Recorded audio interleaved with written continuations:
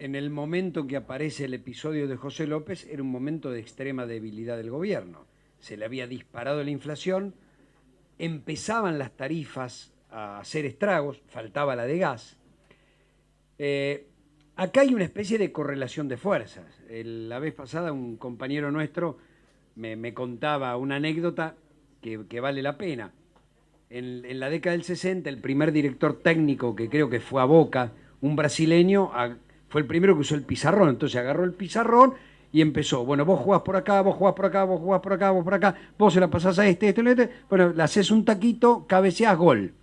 Y entonces Ratín, que era el capitán de Boca, levanta la mano y dice, ¿y los contrarios no juegan? Claro, estaba todo bárbaro, pero los contrarios juegan. Los contrarios tienen una estrategia que parece bastante clara y además tienen los tanques mediáticos. Y es, como decía Leandro, ponernos en el lugar de la corrupción a todos y de la herencia recibida. Digo, estos son los dos ejes. Esto lo hacemos porque se robaron todo y esto lo hacemos porque no tenemos otro remedio, aunque no nos guste.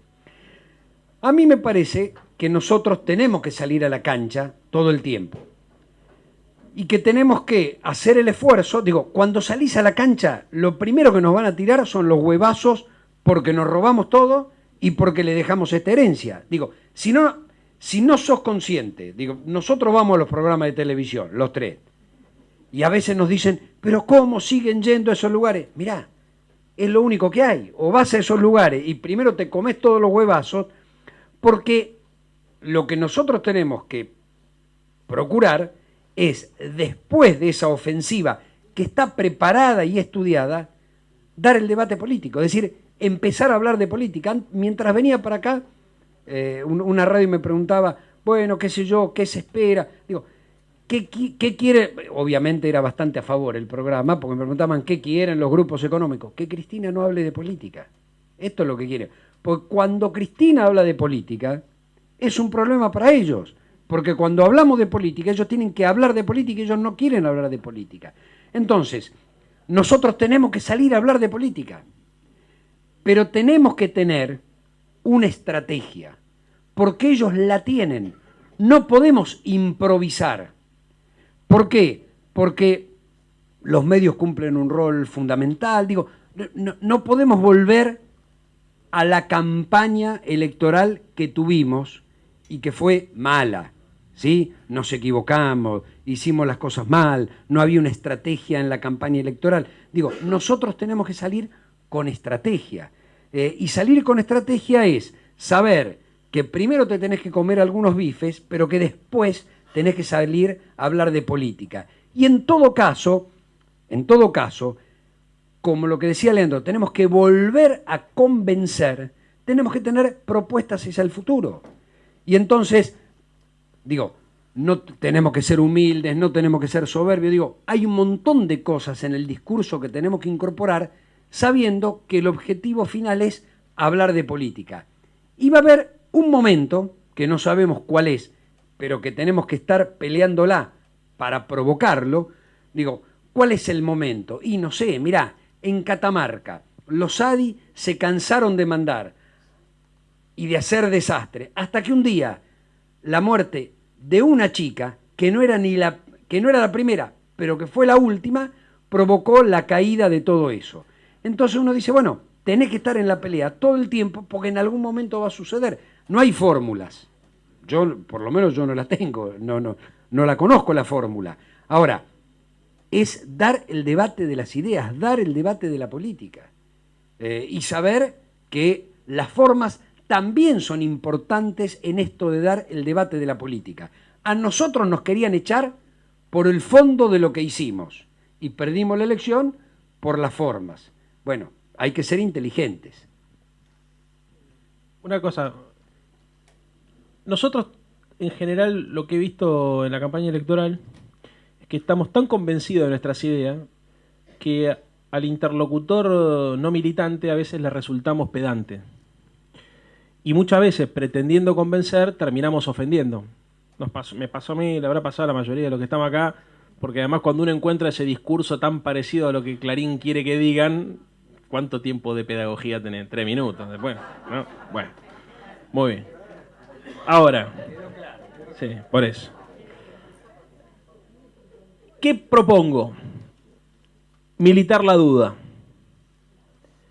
En lugar de afirmar, a veces es mucho más conveniente hacer una pregunta inteligente para provocar el pensamiento que pensar por la otra persona, compañero.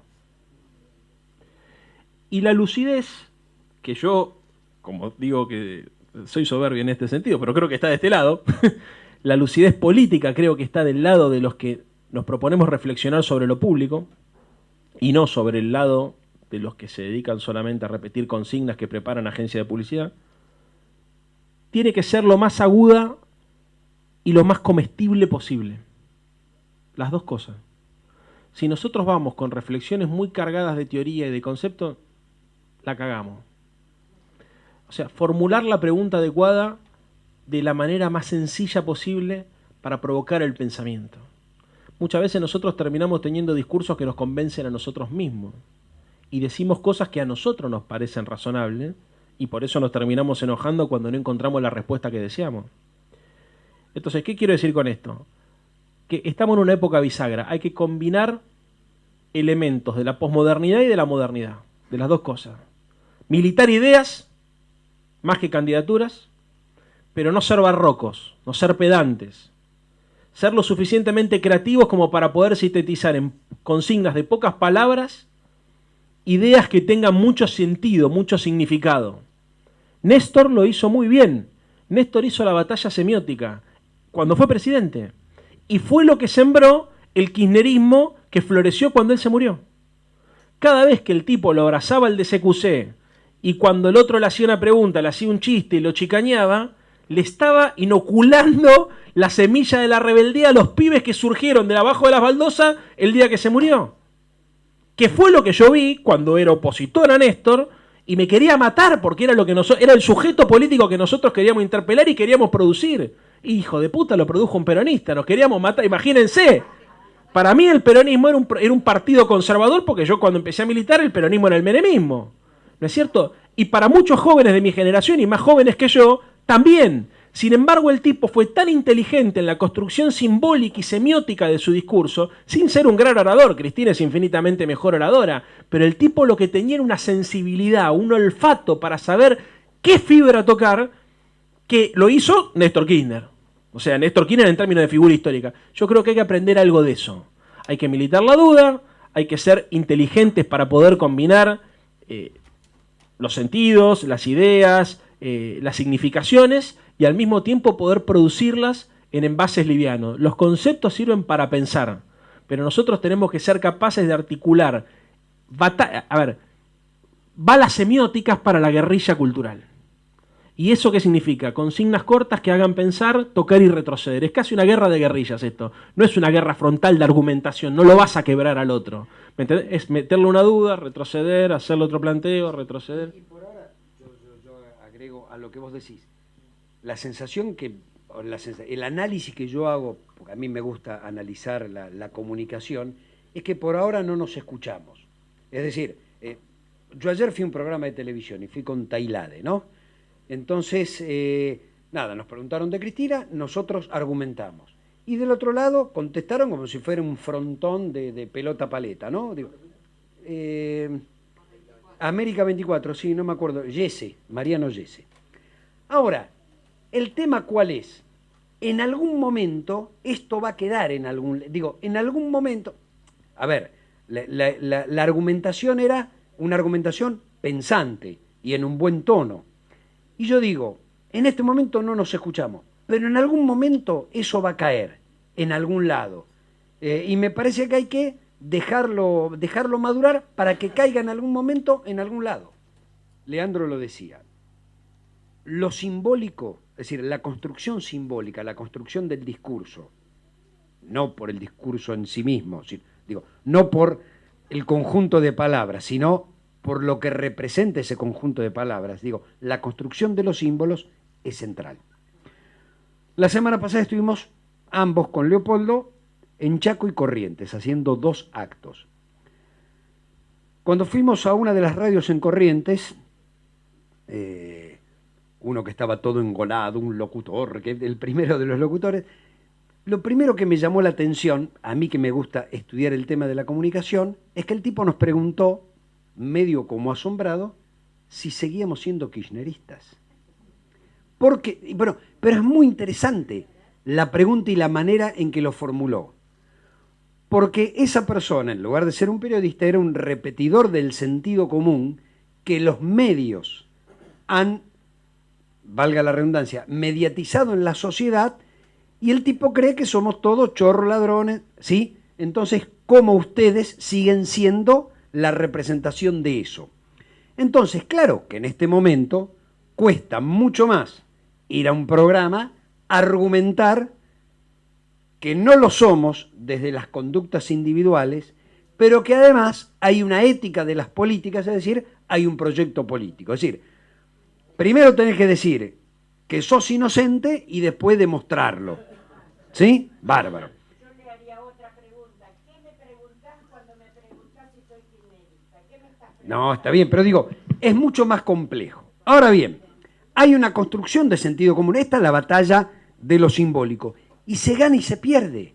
Nosotros la ganamos en el 2009, porque no solo se aprobaron las leyes más progresistas en un periodo muy cortito, sino que además generamos los consensos, no solo legislativos, sino sociales, para sostenerlas. Digo, y esto es, digamos, la política, esto es hacer la política. Entonces, iba a contestar algo más, pero lo tenía en la cabeza cuando vos estabas formulando la intervención y después se olvidó. No me acuerdo cuáles eran las otras dos antes del DNU. No, antes de lo de las tierras.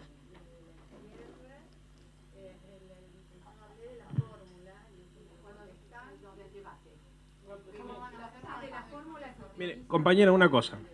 Yo sé que la tele es muy importante y además a todos nos molesta ver, no está más 678, no está más TVR, los programas de debate político como Intratables se pusieron amarillos, es difícil, uno mira C5N para encontrar a alguien que te dé un argumento, por lo menos para sentirse acompañado, ¿no? Bueno, ahora, esto es así, olvídense, no la vamos a dar vuelta. No la vamos a dar vuelta porque inclusive la plataforma te determina el contenido, ¿no? O sea, el sistema desde el cual ellos construyen la lógica de argumentación elimina la posibilidad de ir a profundidad. Porque fíjate, vos para ir a la tele tenés que ser, primero, rápido, ¿no es cierto? Segundo, tenés que ser fuerte, o sea, te la tenés que bancar, que te digan que sos un hijo de puta y sonreír a la cámara. Y tercero, tenés que ser divertido. Bueno, es muy difícil ser profundo y ser, lúcido para poder desarmar los prejuicios del sentido común de los que hablaba Gustavo, si estás tan condicionado por el formato y además si es 9 contra 1. Entonces yo, honestamente, yo ya sé que muchas veces uno está en casa y dice, si yo estuviese haría tal cosa, y por ahí ahora que ves a uno que de vez en cuando va, le decís, che, mirá, cuando vayas a hacer tal cosa. Bueno, yo, un consejo militante, nosotros tenemos una responsabilidad que excede por mucho lo que ocurre en los sets de televisión. Nosotros hoy no tenemos el problema de que no tenemos buenos comunicadores, tenemos otro tipo de problema, El sentido común se construye de una manera donde los tipos como nosotros no asistimos, que es el sentido común se construye en los programas no políticos, que es lo que intenté decir hace un rato. ¿Tá? Por eso el objetivo no es ganarle a Macri, el objetivo es ganarle esa estructura de valores que hace que la novela más importante de Canal 13 se llame Los ricos no piden permiso. A ver si entendemos. O sea, ¿no? O sea, eso forma más sentido común que el programa, no sé, que Intratables o que a dos voces. Eso forma mucho más sentido común, porque sobre esos valores se sostiene una candidatura tan frágil como la de Macri, que para nosotros era un payaso y para muchos era un estadista. Y esa diferencia en la interpretación de los acontecimientos no se justifica en que nosotros tenemos más lectura política, sino que hay otros valores que organizan otro paradigma y otra cosmovisión del mundo. Entonces, yo creo que hay algo muy importante que es el ejemplo personal, que creo que es lo que decías vos cuando decías poner en línea el decir, el pensar y el hacer, ¿no es cierto? Nosotros estamos obligados a ser ejemplo. El Che siempre hablaba de trabajo voluntario formador de conciencia. Bueno, yo creo que hay algo de esto. O sea, nosotros tenemos que ser ejemplo en nuestra propia vida. Yo me acuerdo cuando hay un mensaje del Che a los jóvenes comunistas donde le decía cómo hacer la revolución. El Che decía, nosotros no podemos hacer una revolución, a ver, no podemos hacer el socialismo, decía el Che, porque esto no es, hicimos una revolución, pero no es el socialismo, esto hay que construirlo. Entonces decía, hay que construir el hombre nuevo, ¿no? O sea, estamos en transición hacia el socialismo, hay que construir el hombre nuevo. ¿Y el hombre nuevo qué es básicamente? El ejemplo, el hombre más solidario. Y yo creo que nosotros en esta instancia de resistencia, miren, tenemos que, yo le decía la vez pasada a un amigo, estuvimos en Chaco y en Corrientes, y Pitín, que es el responsable de la cámpora regional, contaba historia donde él se relacionaba con la gente y siempre él dando, ¿no? Y siendo ejemplo. Y yo le decía, ¿a que te dicen que no parecés de la cámpora? Me dice, sí, tenés razón. Y le digo, pero claro, porque los tipos instalaron que el pibe de la cámpora es agresivo, ¿no es cierto? Está lleno de guita, es un burócrata. Ahora, Pitín con su ejemplo personal, de demostrarle en su vida cotidiana a la gente que él intenta parecerse a lo que el Che definía como el hombre bueno, el hombre nuevo, porque es una buena persona, es solidario, está presto a dar, ¿no es cierto? Está siempre primero, es el más sacrificado. Digamos, creo que hace mucho más por el proyecto de lo que podemos hacer los que vamos a la tele, donde en general la mayoría de la gente se lleva fotos, impresiones de lo que nosotros somos o tenemos para decir, pero nunca va la esencia. Y además, compañeros, la democracia para nosotros es participativa. O sea, la única forma de construir un proyecto colectivo de verdad es siendo coherentes y siendo nosotros mismos el modelo de sociedad y construyendo nosotros mismos el modelo de sociedad que decimos querer construir, porque esencialmente el debate es cultural y por eso hay que darlo en cada una de las trincheras de lucha. Quería incorporar a esto, digo, porque la primera pregunta me parece que en definitiva es el disparador. El hecho es que estamos en este tema donde la cultura se arma desde los medios de comunicación. Yo viví, por ser más viejo, por eso digo que esta cosa, me tocó ser diputado por primera vez cuando se discutió la reforma previsional en la Argentina, digamos, allá en el año 93. Y yo digamos, que defendía específicamente el régimen público y digamos hicimos una fuertísima campaña alrededor de esto, mis propios amigos me decían, basta, Eduardo, terminala. ¿Lo ves que la jubilación estatal no existe? La gente no puede vivir con esto. Entonces no había forma de comunicar. ¿Por qué? Bueno, porque las AFJP habían puesto 50 millones de dólares por año en publicidad. Era la misma cantidad de plata que ponían las compañías tabacaleras. Ahora no hay propaganda de tabaco, pero que en aquel momento, ¿ustedes se acuerdan? La propaganda de tabaco era la más importante del sistema.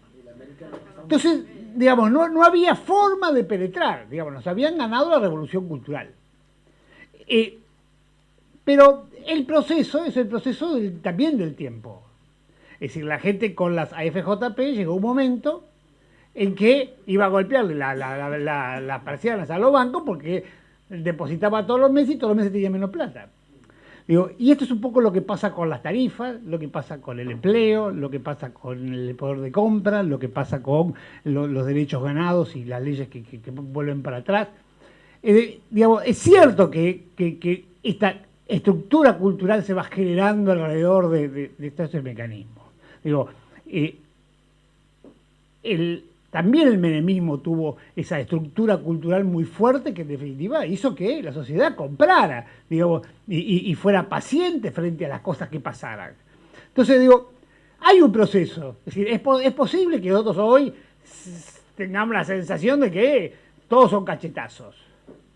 Lo que nos tiene que pasar es que la gente vea que nosotros seguimos vivos.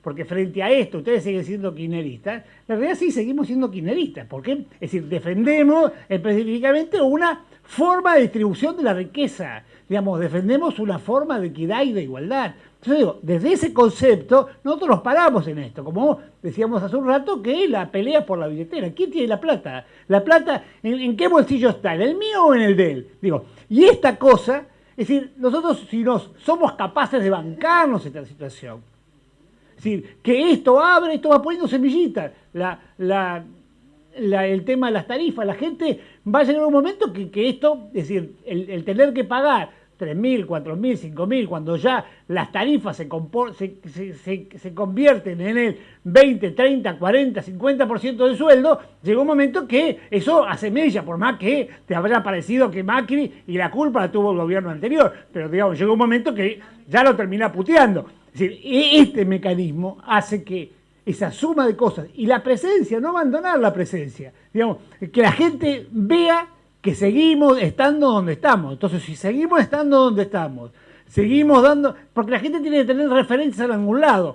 Yo cuando planteaba lo de Cristina es porque es decir, es necesaria una referencia, es necesario que cada uno de nosotros sigamos siendo referencia de este tipo de cosas. La gente tiene que ver que no desapareció, porque esta campaña que desapareció el kirchnerismo, es decir, se agotó el kirchnerismo, se van todo el kirchnerismo, es decir, lo mismo lo pasó con el alfonsinismo, es decir, parecía que se había ido todo del alfonsinismo, es decir, y la realidad nadie quería caminar al lado de Raúl, digamos, es decir, sin embargo, con Raúl seguimos caminando, y bueno, la gente fue reconstruyendo esa sensación, ese proyecto, digo, este tipo de cosas me parece que es lo elemental, digo, porque ¿qué es el proyecto conservador? Y en definitiva es transferencia de un recurso al lado del otro. Digamos, me va a sacar la plata, con esto insisto demasiado con el tema de la plata en mi billetera o la del otro. Pero esto es lo que hace, es el mecanismo. Y es la forma más elemental de verlo. La plata la tengo yo, la tiene él. Digo, no hay muchas cosas, porque la plata es una sola. No es que alguien fabrica plata para el otro. Entonces, la plata la toma el Estado, se la apropia el Estado y la redistribuye para que la tengamos nosotros, o la plata la toma el Estado y se la da a ellos y en definitiva yo la pongo. Entonces digo, este tipo de mecanismo es el que va a llevar a que vayamos de nuevo acomodando los petates. Pero bueno, digo, por ahí es decir, la realidad va a depender de nuestra capacidad para, digamos, que sea más rápido, más lejano esto. Pero sin duda esto nos tiene que servir para que nosotros estemos presentes. Digo, hay municipios, yo soy de Moreno, en el municipio de Moreno nosotros estamos trabajando junto con el intendente, este tipo de cosas, a hacer el amparo, la cosa. Bueno, hay municipios donde no tenemos el intendente, entonces, digo, será la comunidad la que sigue el intendente, la que hace estas cosas. Digo, pero en definitiva nos tiene que ver presentes, tiene que mostrar que estamos ahí, digamos, específicamente en esa pelea. Entonces digo, esto es bueno que nosotros estemos ahí, porque hace a que vayamos rompiendo, porque ellos que van en general mucho más a los programas de televisión, es bueno que sigan estando ahí, aunque, digamos, se la tengan que bancar en el programa. Es decir, la realidad es que no nos resignamos. Entonces, como no nos resignamos, seguimos estando. Primero, te bajan el micrófono. Sí. Segundo, el director no te ponchea. Tercero, te suben los micrófonos de los que se pelean con vos. Cuarto, el conductor, que es el dueño, no del programa, sino de la mente del televidente, ¿te hace así o te hace así? ¿Qué te quiero decir? Es un entretenimiento y no hay que tomárselo tan en serio. O sea, yo sé que, a mí también me pasa. Yo cuando estoy en casa y lo veo a Gustavo, digamos, estoy todo el tiempo, o sea, como si fuera un boxeador, ¿me entendés? Bueno, muy bien. Ahora, yo les digo una cosa, no es tan importante lo que nosotros tenemos para decir como lo que hacemos, de verdad. Porque si no, uno piensa que la política la hacen los políticos profesionales nada más. Es muy importante, porque yo le pregunté a una tipa que lo veía a La Nata, y le digo, ¿por qué lo ves a La Nata? Y porque es un show, para mí es cómico. Exactamente. Y mirá lo que hizo. Exactamente. Es Ahora, muy importante. Ahora, el poder mediático a ver, mirá qué importante esto. El poder mediático tiene dos facultades, la de destruir y la de construir. Vos con el show podés destruir, Sí. pero ¿cuántos tipos que fueron showman quisieron pasar a la política y no sacaron ni 3 votos? ¿Y cuántos showman se tiraron y se suicidaron? Por eso, Sí, son por una eso. mierda. Entonces, pero lo que te digo es esto. Así como hay ciclos económicos, también hay ciclos políticos. Y este es un ciclo, no nos pasa a los argentinos, les pasa a los brasileños, les pasa a los bolivianos, les pasa a los venezolanos, les pasa a los ecuatorianos, donde hay que aguantar, compañera.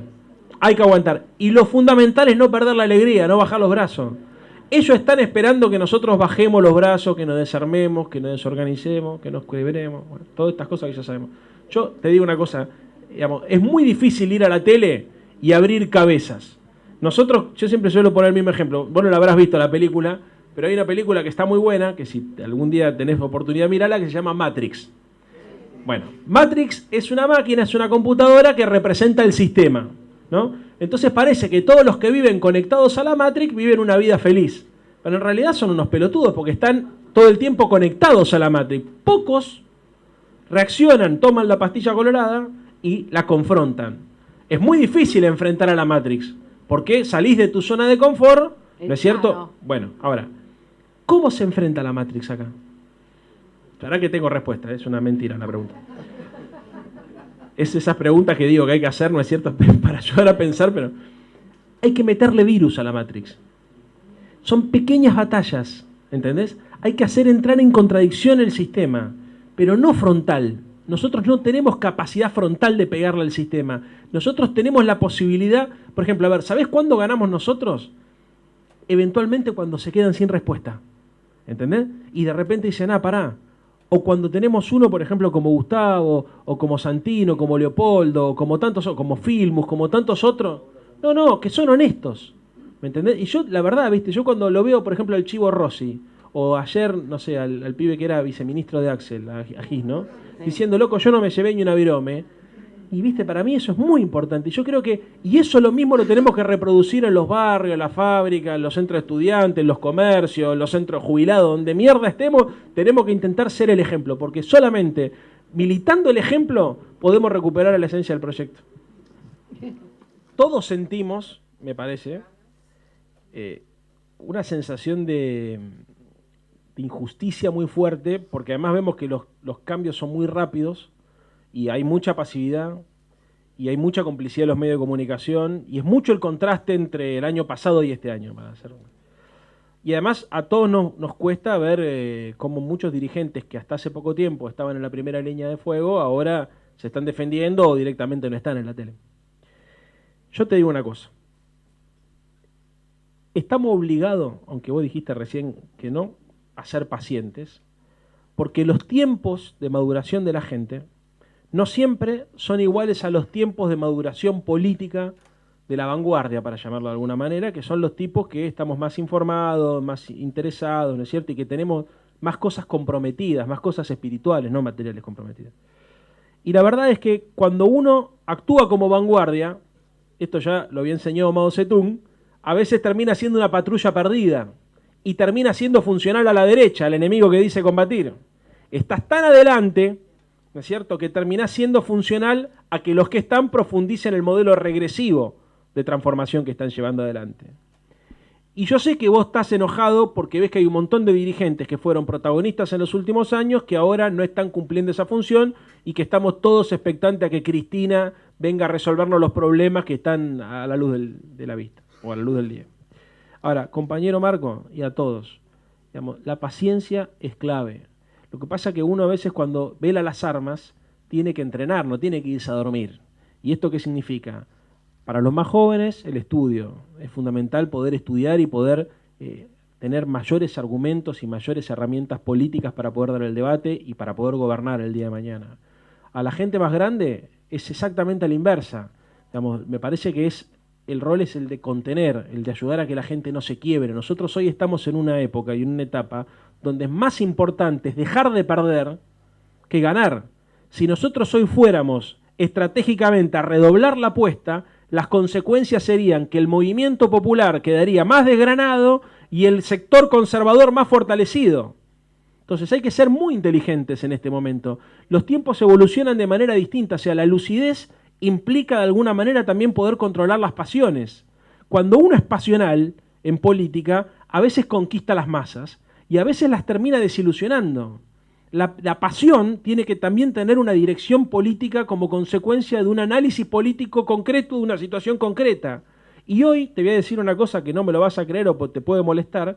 Macri todavía sigue teniendo actualmente un grado de apoyo mucho más importante del que nosotros suponemos que tiene, al punto de que tanto él como María Eugenia Vidal son de los dirigentes que más imagen positiva tienen. Y vos decís, ¿cómo puede ser si se deterioró tanto mi calidad de vida en los últimos meses? Es otra reunión, lo charlamos otro día, pero créeme que esto es así. Como nosotros sabemos que esto es así, y además el sistema sabe que esto es así, Si nos equivocamos en confrontar de frente, que fue lo que intenté explicar durante toda la reunión, la consecuencia va a ser que vamos a dejar de ser una alternativa de poder para pasar a ser una expresión testimonial. ¿Qué es lo que la derecha busca del kirchnerismo? Que sea una expresión testimonial. Para ser una expresión de poder, para juntar una mayoría, tenemos que ser inteligentes. Por eso Cristina planteó, por ejemplo, el Frente Ciudadano. Es interpelar a otro sujeto, dejar de hablarnos a nosotros mismos y aplaudirnos a nosotros mismos y ver cómo hacemos para hablarle a ese sector de la sociedad que sin ser de derecha muchas veces es funcional a los intereses de la derecha. Pero eso es inteligencia y conducción política.